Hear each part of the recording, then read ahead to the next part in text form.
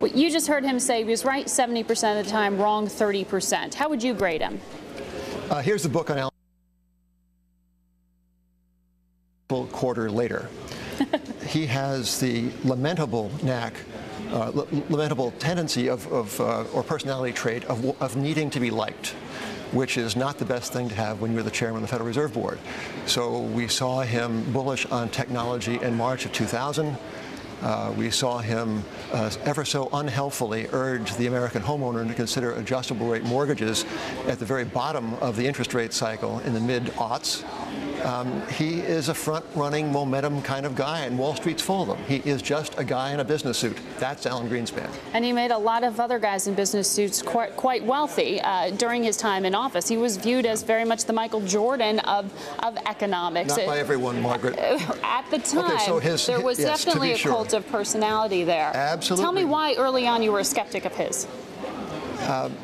Here's the thing about Greenspan. The second sentence of his prepared testimony, he comes out against central planning, an audacious stance to take in front of this commission. He is against the Berlin Wall. He's glad it fell. It exposed the hopeless flaws of central planning. He is in the business of central planning. He, when he was Fed chairman, fixed an interest rate. And the interest rate he fixed did terrific damage from time to time because he told us how we would fix it and for how long. Wall Street is nothing except observant, if not observant. And hearing him tell you that the rates would be low for a considerable period, people did what you would expect them to do, which is to tee off. Mm-hmm. And that was the origin of this terrific debt bubble, the shrapnel of which we are paying for to this day and will continue to pay for.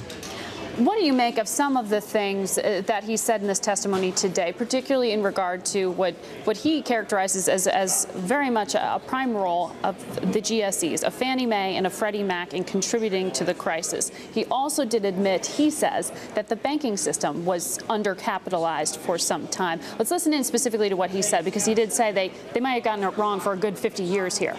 I had always presumed, as did virtually everyone in academia, regulatory areas, banks, presumed that risk potential was.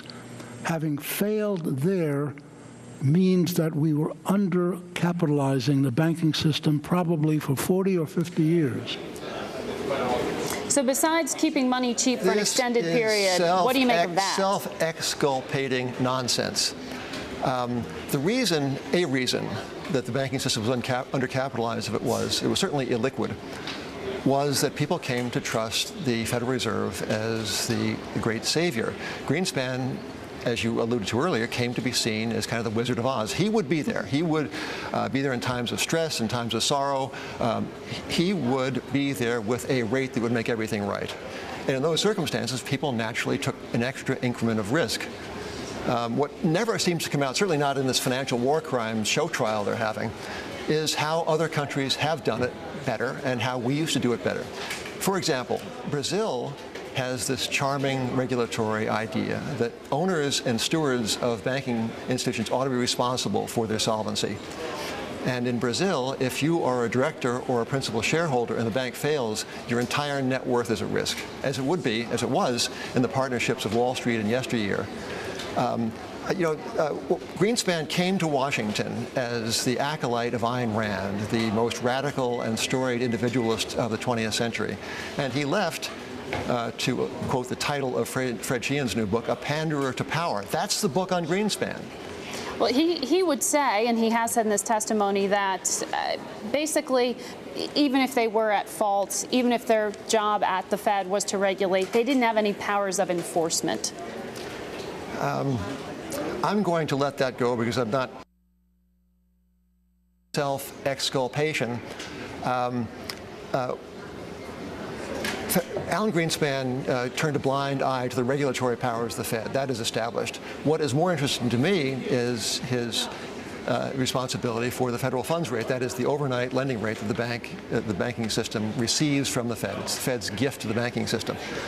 And he keeps on saying that it made really no difference that the worldwide interest rates were all low. Mm-hmm.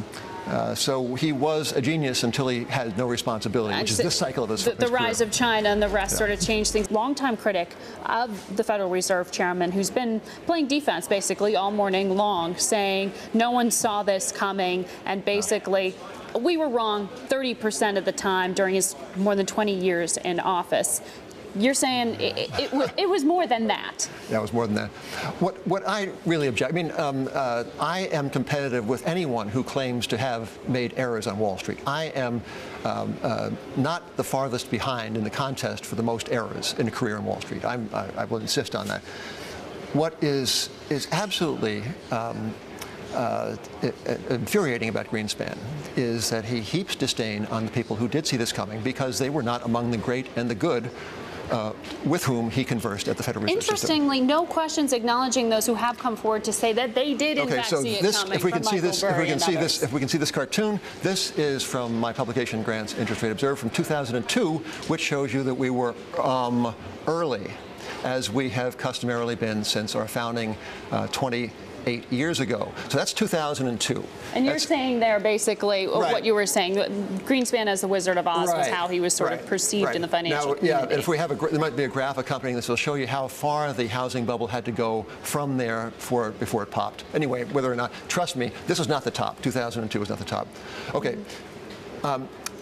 Here's the way it works on Wall Street, Margaret. You get an idea, you seek evidence for it. It's a probabilistic world. You don't know something for certain as it is happening. You see accumulating evidence, and you work with that evidence, and you build a position, intellectual or financial.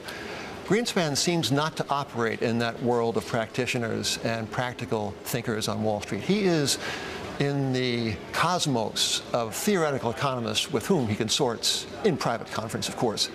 And his response to Al Hunt and this very Bloomberg network a couple of days ago shows you the contempt with which he holds people who actually had a clue.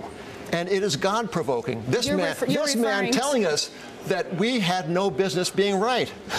He was saying, responding to an op-ed and a paper being written by Michael Burry, a hedge fund manager, saying he did see this coming. There's a marine biologist named King Birch who emailed us in 2005 saying, have you noticed housing prices? We've been building this case.